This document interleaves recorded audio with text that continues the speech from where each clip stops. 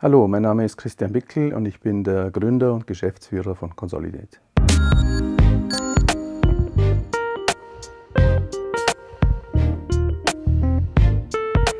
Heute möchte ich euch einen Tipp geben, der die Consolidate App betrifft. Alle, die mit der App arbeiten, haben auch die Möglichkeit, dieselbe Funktionalität, die ich am Smartphone oder am Tablet verwenden kann, auch auf jedem PC der Welt im Browser anzuwenden. Das kann ich immer dann brauchen, wenn ich zum Beispiel irgendwo bei einem Kunden bin und ein Dokument benötige oder in einem Hotel, am Bahnhof, irgendwo, wo ich einen PC zur Verfügung habe, kann ich einfach im Browser die Adresse app.consolidate.eu eintragen und muss dann nur die Adresse des Webservices eintragen